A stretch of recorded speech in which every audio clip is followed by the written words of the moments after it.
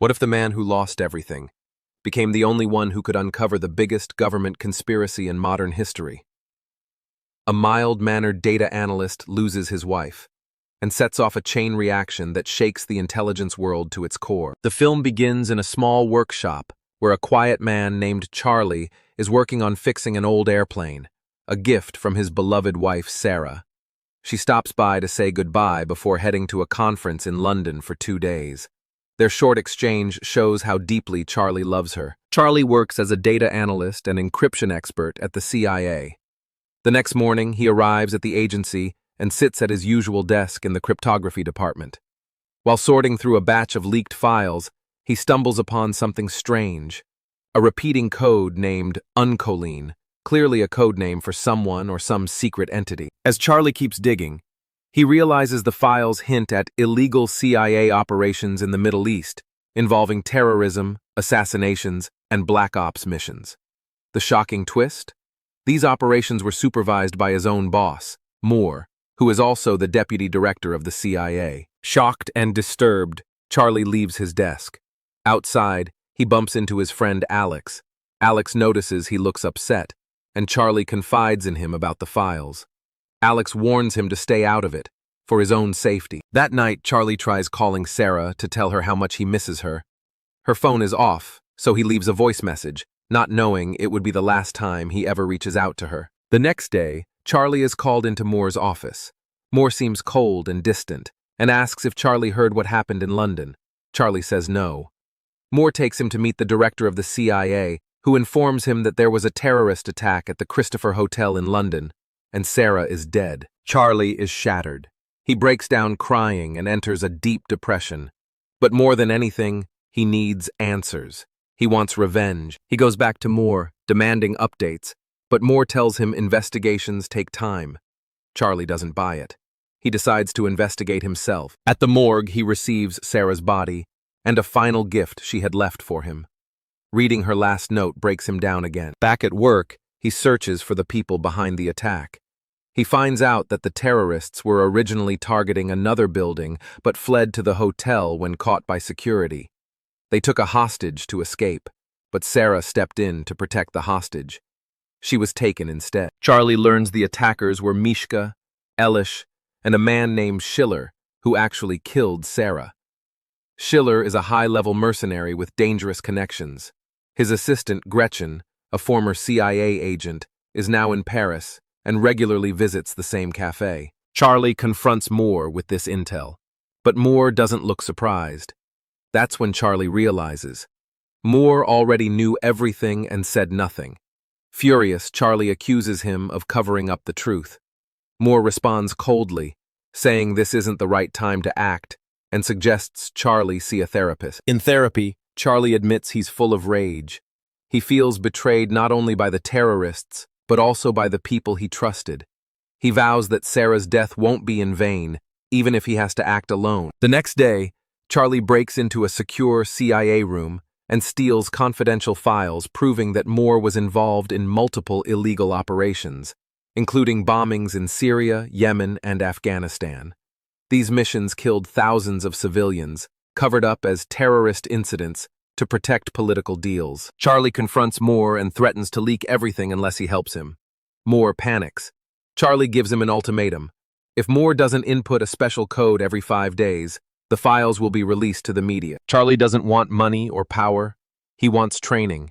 He wants to learn how to kill the people responsible for Sarah's death. Moore reluctantly agrees and assigns him to a brutal combat trainer named Colonel Henderson.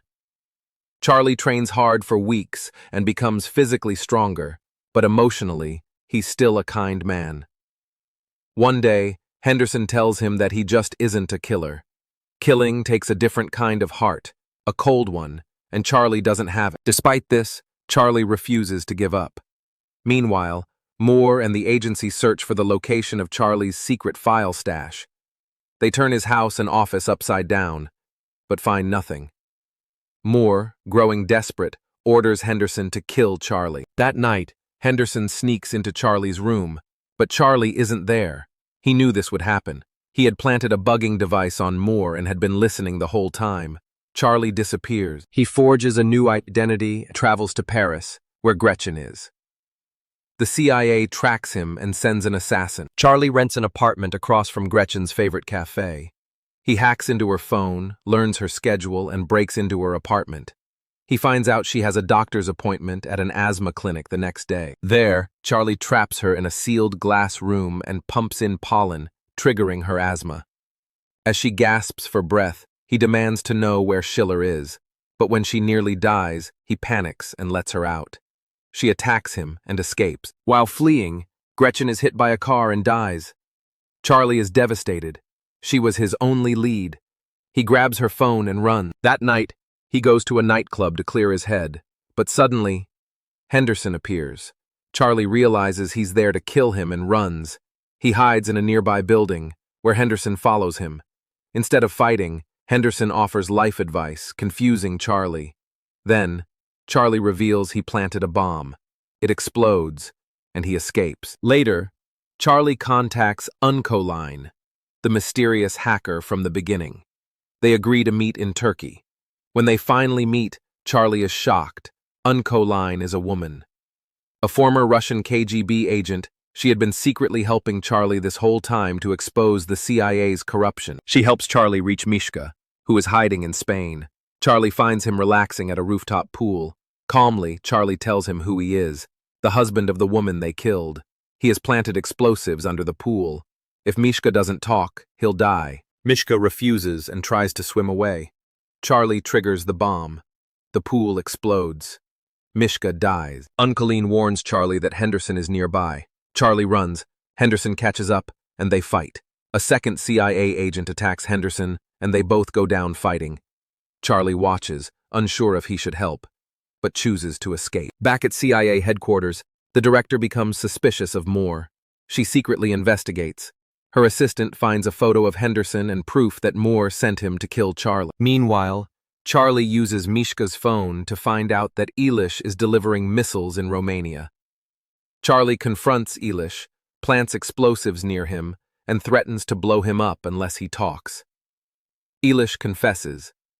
Schiller is on a ship in Russian waters. Charlie travels to Russia, sneaks onto the ship, and confronts Schiller. Schiller, surprisingly calm, tells him he had no choice. The police cornered him, and he panicked. He even offers Charlie his gun and asks him to pull the trigger. Charlie aims the gun, but remembers what Henderson once told him. "You're not a killer." He drops the gun. Then, he reveals that he hacked the ship's navigation. It's heading toward Finnish waters, where Interpol is waiting. The ship is stormed. Schiller and his men are arrested. Back in the U.S., the CIA director holds a press conference. She reveals that high-level officials, including Moore, were involved in illegal covert operations. Moore and others are arrested. Weeks later, Charlie returns home. He meets Henderson, who is alive, and thanks him for not killing him when he had the chance. In the final scene, Charlie finishes repairing the old airplane Sarah gave him. He takes off into the sky, no longer a man broken by grief, but a man who fought back and won. The end. Love movie stories that keep you on the edge? Hit that subscribe button and join us for a new adventure every single week.